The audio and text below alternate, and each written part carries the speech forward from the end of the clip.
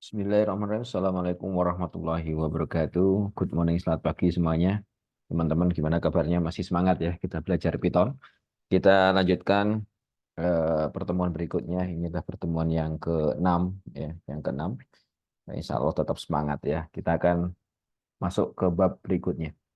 Baik, eh, yang akan kita mulai adalah bab bagian 2 ya, yaitu dasar-dasar pemrograman.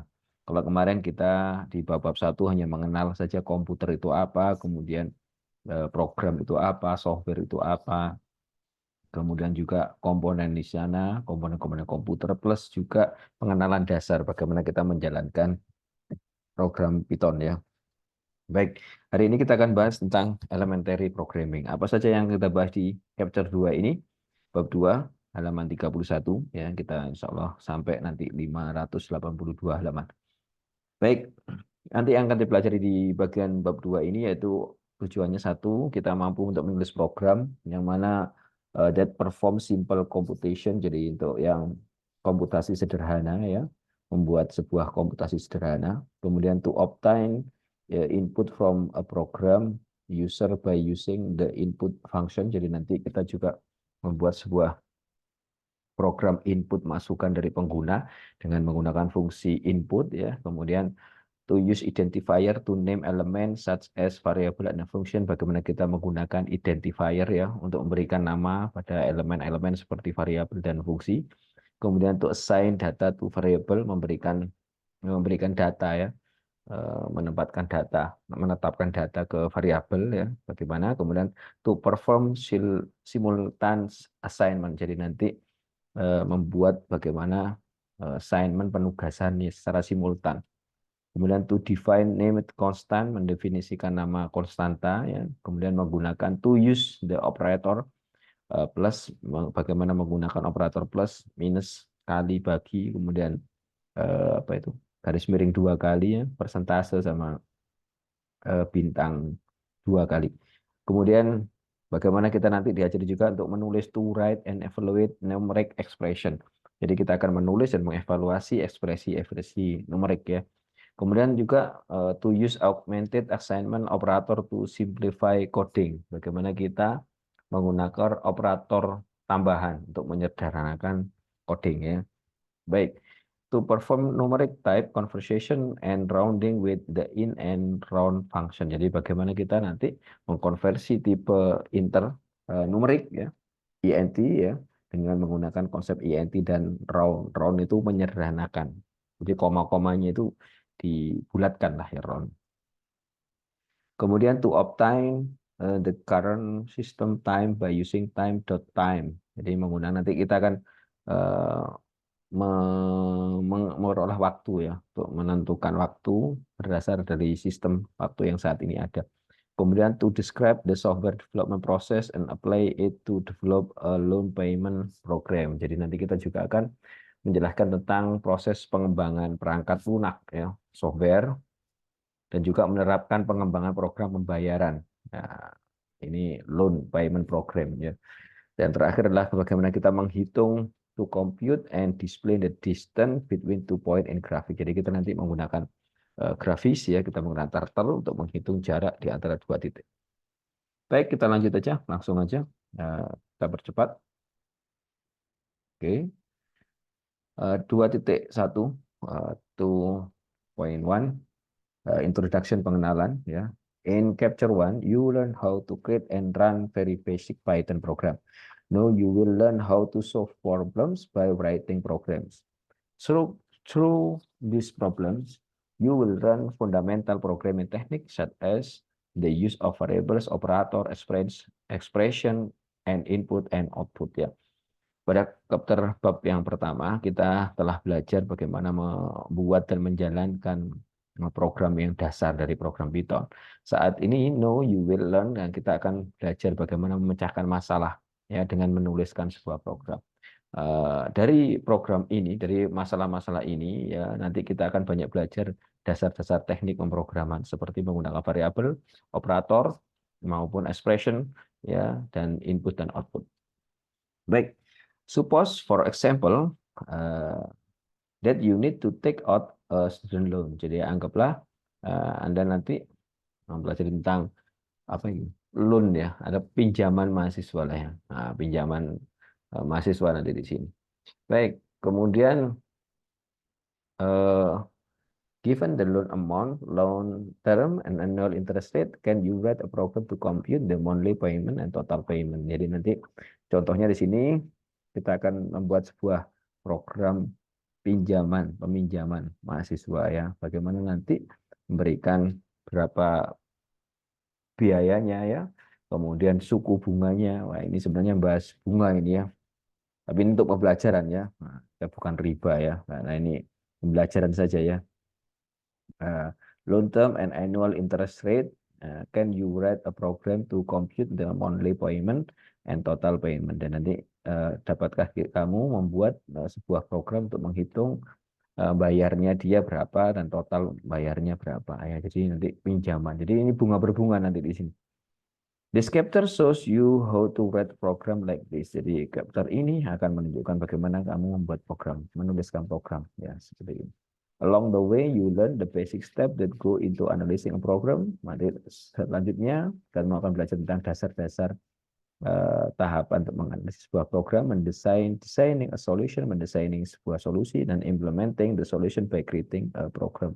Dan implementasinya, bagaimana mengimplementasikan solusinya ya dengan membuat sebuah program. Baik, 2.2. Writing a simple program, menulis sebuah program sederhana. Let's first consider the simple problem of computing the area of a circle. How do we write a program for solving this problem? Jadi pertama ini anggaplah sebagai simple problem, jadi problem yang masalah yang sederhana untuk menghitung area luas dari lingkaran. How do we write? Bagaimana kita menuliskan sebuah program untuk menyelesaikan masalah ini? Ya, writing a program involves designing algorithm and then translating them into programming instruction or code. When you code, that is when you write a program, you translate an algorithm into a program. An algorithm describes how a problem is solved by listing the action that need to be taken and the order of their execution. Algorithm can help the programmer plan a program before writing it in a programming language. Algorithm can be described in natural language or in pseudocode. Pseudocode. Natural language mixed with some programming code. The algorithm for calculating the area of circle can be described as follows. Yang pertama, jadi gini, menuliskan sebuah program meliputi mendesainkan sebuah algoritma. Maka dan ketika kemudian kita mentranslate-nya, menerjemahkan ke dalam sebuah program susunan instruksi-instruksi program atau yang disebut dengan kode. Ketika ketika kamu mengkode itu, ya tentunya dengan menuliskan sebuah program, you translate an algorithm into a program. Jadi kamu menerjemahkan algoritma urutan-urutannya dalam sebuah program. An algorithm describe how a problem is solved by listing the action that need to be taken and order their execution. Jadi algoritma ini mendeskripsikan bagaimana suatu masalah diselesaikan dengan mendata ya, by listing the action, menuliskan apa-apa saja actionnya, ya, yang mana urutan-urutan eksekusinya ya. Kemudian algoritma ini juga dapat membantu seorang programmer memplanning, merencanakan sebuah program sebelum dia menuliskan dalam sebuah bahasa pemrograman. Algoritma kan dapat dideskripsikan dalam bahasa natural atau disebut dengan pseudocode, ya, yang mana algoritma untuk menghitung the area of circle can be described as follow. Jadi inilah contoh algoritma menghitung luas lingkaran seperti ini. Yang pertama get the circle radius from the user. Dapatkan jari-jari lingkaran dari user. Jadi nanti ada itu. Kemudian yang kedua, compute the area by applying the following formula. Jadi hitung luasnya dengan menggunakan formula rumus area luas sama dengan jari-jari kali jari-jari kali pi. Ya. Kemudian yang ketiga baru display the result, tampilkan hasilnya. In this problem, pada masalah ini, the program need to read the radius. Program perlu untuk membaca jari-jari, which the program user enter from the keyboard, yang mana itu dimasukkan oleh user dari keyboard ya. This raises two important issue, maka akan muncul dua isu yang utama. Yang penting yang pertama satu, reading the radius, membaca jari-jari. Yang kedua, storing the radius in the program, kemudian menyimpan jari-jari itu di program. Baik, let's address the second issue first. Maka kita akan memulai dua isu ini. Yang pertama ya, the value of radius is stored. Jadi menggunakan yang kedua dulu ya, disimpan, stored in the computer memory. Jadi nilai dari radius ini disimpan di memori komputer. In order to access it, untuk mengakses nilai tadi, radius tadi, the program need to use a variable. Perlu menyimpan dalam sebuah menggunakan variabel. A variable is a name that references a value stored in computer memory. Jadi sebuah variabel itu merupakan sebuah nama yang mengacu pada sebuah nilai yang disimpan dalam memori komputer.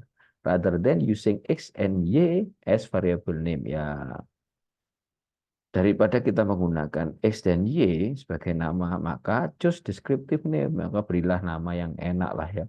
In this case, pada kasus ini, for example, untuk contoh, you can use the name radius for the variable that reference a value for radius.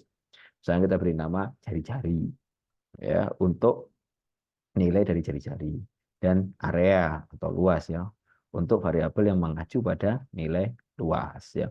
Maka kita pakai nama itu yang jelas daripada kita ada X atau Y gitu. Nggak jelas ya.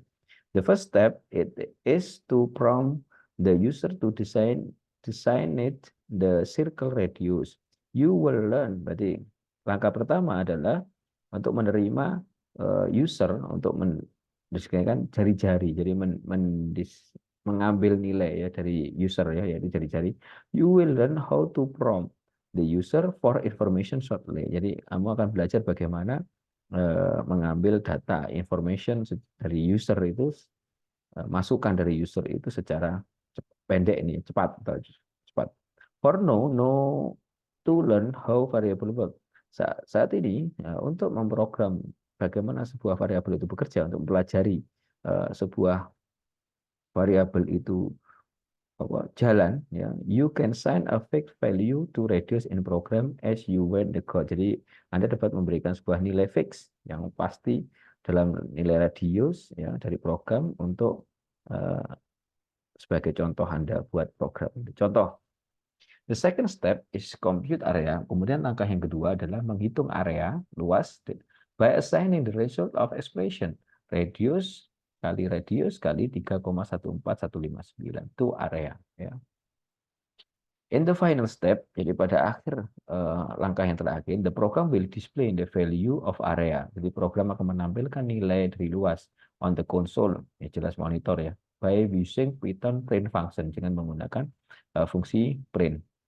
The complete program is shown in listing 2.1. Jadi berikut ditulis lengkap di listing 2.1 yaitu compute area ya. Oke, ini ya. Jadi yang pertama, ini komentar tetap diberi biar tahu ya. Ingat kemarin ya, fungsi komentar adalah menjelaskan apa yang makna yang program ditulis di bawah ya. Kemudian ditulis radius dan kita beri langsung. Ini bukan inputan, ini untuk memudahkan ya. Untuk memudahkan kita langsung berikan nilai radiusnya yaitu nilai 20. Kemudian dia kasih komentar compute area, area sebenarnya radius kayak radius, ini rumusannya, formulanya, baru kemudian display result. Print the area of the circle of radius, jadi luas dari lingkaran yang dengan radius jari-jari sekian adalah titik-titik ya. Oke. Maka ketika dimasukkan 20, maka jelas jawabannya adalah 1256,636 ya. Jadi the area for the circle of radius 20 is ini 12.256,636. Oke, nanti hasilnya seperti ini. Baik, kita coba dulu aja ya. Oke, kita coba dulu. Kita untuk mudahnya pakai Jenny aja ya. Oke, pakai Jenny. Saya mau simpan dulu aja. Nah, saya mau simpan dulu. Namanya apa tadi? Compute area ya, titik PY ya. Baik, kita kasih ada assign a value to radius. Jadi memberikan nilai tetap pada jari-jari. Nah, satu jari-jari pada radius gitu ya. Radius. Kemudian kita langsung radius sama dengan kita buat 20 ya. Oke. Kemudian di sini menghitung luas ya. Oke. Kita mulai dari area sama dengan apa tadi? Radius. Radius, ingat kali itu bintang, kali radius ya, kali 3,14159. Oke. Kemudian berikutnya adalah menampilkan hasil. Hasil ya. Kemudian baru kita print, pendekkan hasil luas apa tadi? Lingkaran dengan jari berapa? Eh, Misalnya kita mau kasih di sini radius ya, dengan jari-jari radius, kemudian adalah ini area. Oke. Dan ini saya coba ini. Oke, kita simpan dulu. Kemudian kita jalankan F5.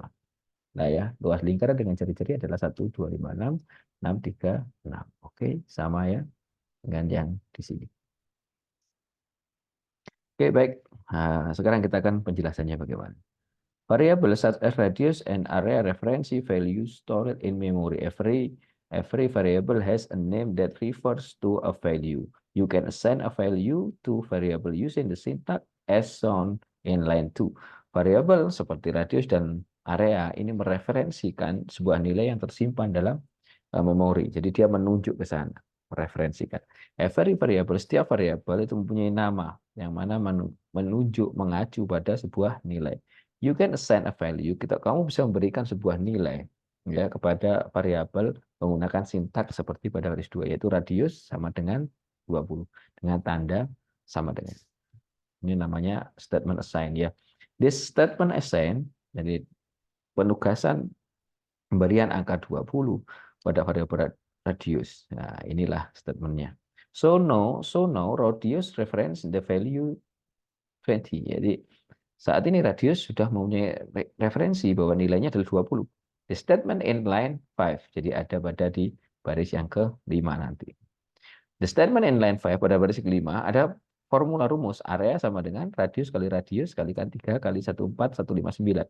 Maka uses the value in radius to compute the expression and assign the result into the variable area. Jadi ini menggunakan nilai dari radius tadi yang tersimpan dalam radius yang nilainya 20 untuk menghitung expression.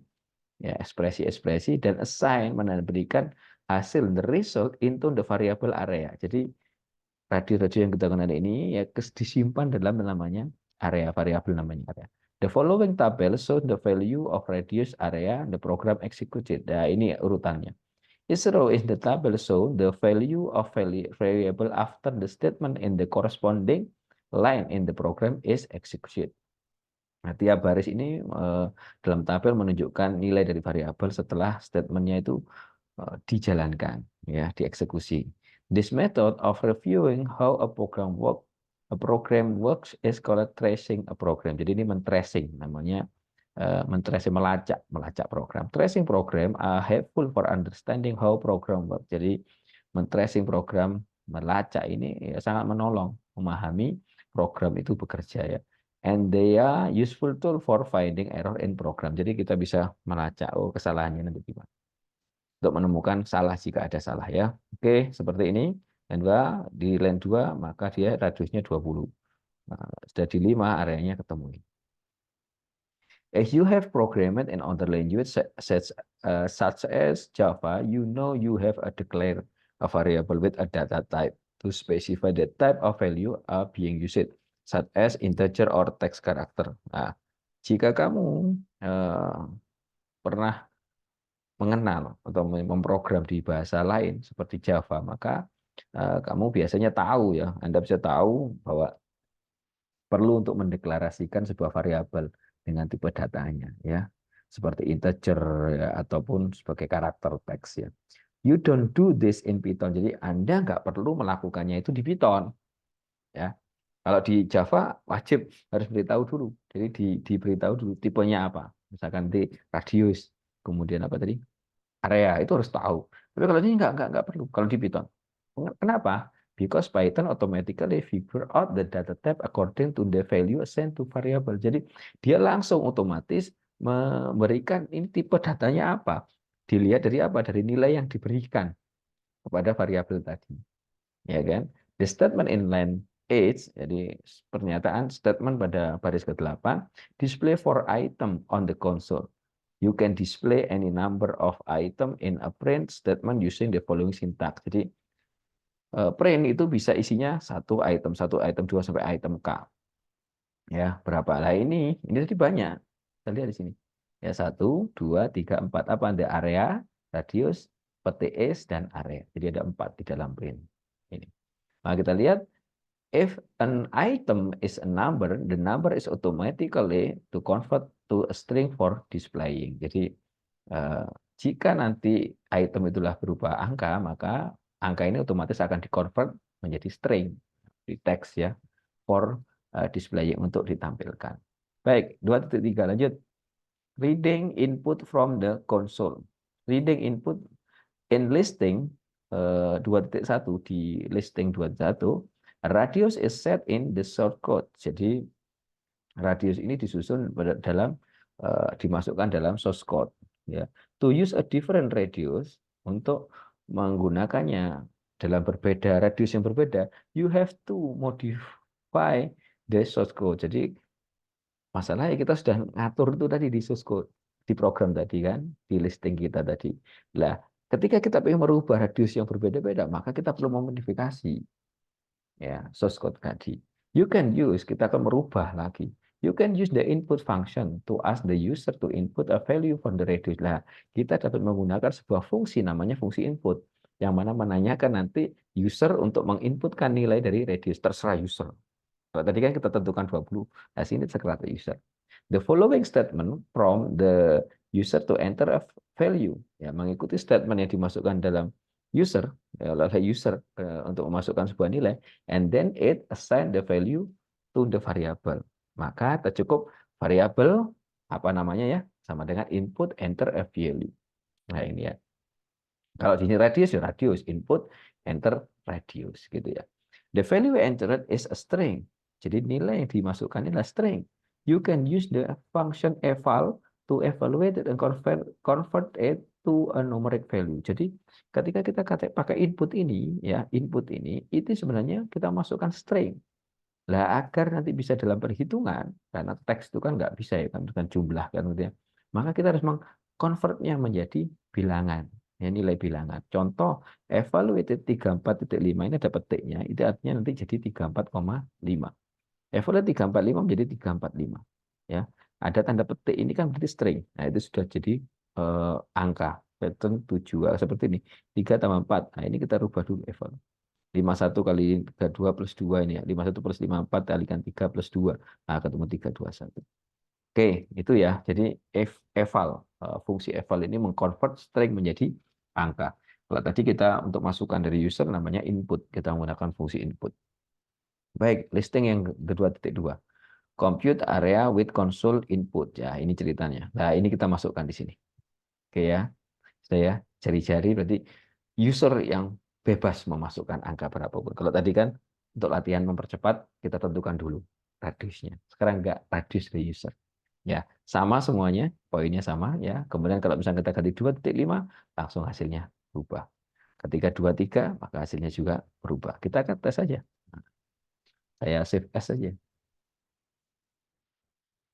Tadi apa judulnya? Compute area with console input.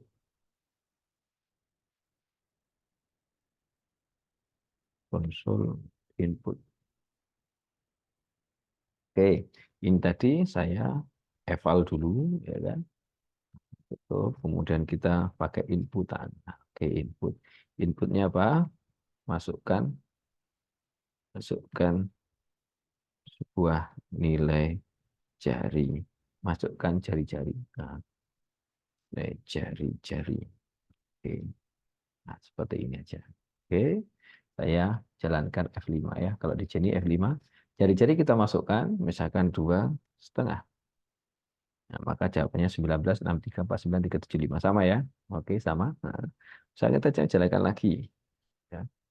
23. Maka ketemu ya sama persis di sini 166190 111. Oke. Baik ya, jadi kalau kita pengen lebih bebas mau dirubah apapun. Nah, kalau nanti ini bisa, kalau tadi kan untuk mempercepat aja kita reduce kita kasih 20.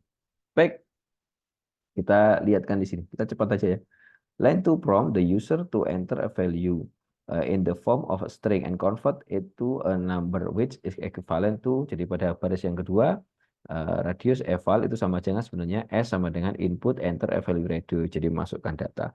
Kemudian radius eval S. Ini kalau digabung jadi gini bentuknya ya. Eval input langsung aja. Kalau nggak mau ya dipecah jadi gini. After the user enters a number and present the enter key, ya, ketika user memasukkan angka dan menekan enter, maka the number is read dan assigned di radius. Jadi ketika ditekan itu maka number akan membaca, dan number baca dan diberi data namanya radius. Ya. Listing 2.2 show how to prompt the user for single out input. However, you can prompt for multiple input as well. Listing 2.3 give an example of reading multiple input from the keyboard. This program read three integer and display their average. Jadi pada listing 2.2 ini ada masukan tiga angka, ya tiga angka. Kemudian nanti ketika di enter yang ketiga selesai, itu nanti langsung ditampilkan rata-rata dari ketiga angka tersebut. Oke. Oke ya, jadi itu kita lihat sekarang. Kita sederhanakan compute average. Kita buat baru aja. Oke.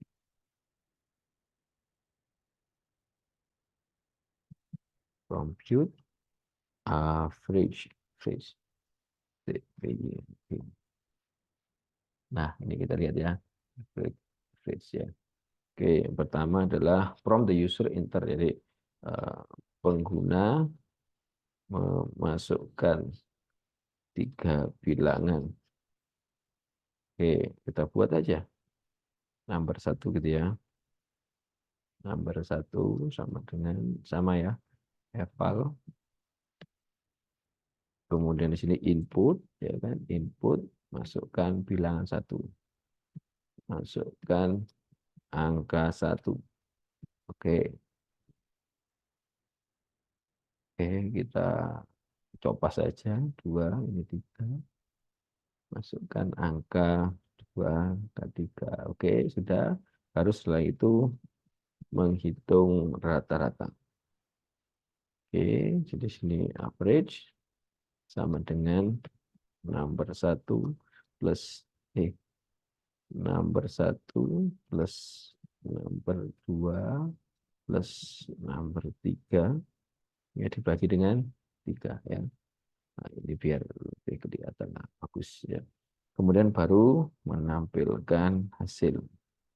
Apa tadi? Print ya, rata-rata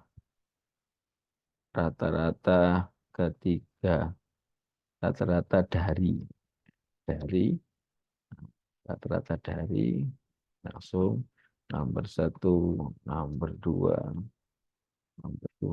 nomor tiga adalah average. Nah, adalah average ya seperti ini. Oke, udah ya. Coba kita tiru aja seperti ini. Kita jalankan F5. Oke, masuk. Masukkan angkanya apa? 1, 2, 3 toh. 1, 2, 3. Maka langsung keluar. Rata-rata 1, 2, dan 3 adalah 2. Yes, good. 2 titik. Oke.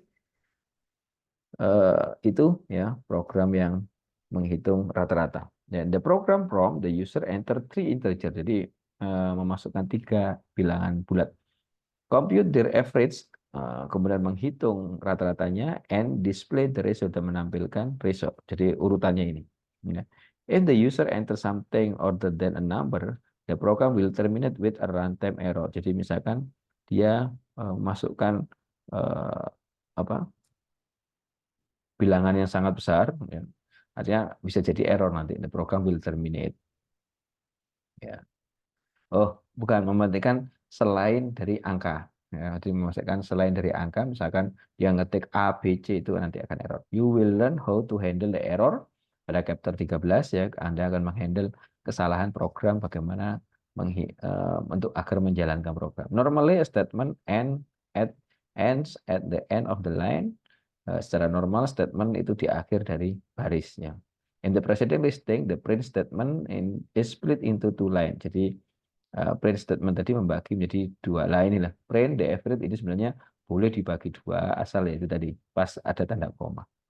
Ya, nah, dipecah ini boleh. Ya. This is okay because Python scan the print statement in line 10. No, it's not finished until it's find closing parenthesis in line 11. Ya, jadi nggak apa-apa ini dibagi jadi dua, di-split dua baris ya. Asal ini tanda kurungnya berakhir di sini ya. We say that these two line are joined implicit. Jadi secara implisit ya, penggabungan secara implisit. Baik, itu kita sudah sampai ke halaman 35 ya. Jadi ini pembahasan tentang bagaimana menghitung rata-rata. Input eval dengan input tadi dari user. Baik, itu pertemuan kita kali ini. Insya Allah kita akan bertemu di pertemuan berikutnya. Kita akan bahas tentang apa itu identifier ya. Baik, insya Allah tetap semangat belajar Python karena yakin bahwa Python itu mudah ya dan sangat menyenangkan. Yes ya. Semoga bermanfaat ya. Saya akhiri wassalamualaikum warahmatullahi wabarakatuh.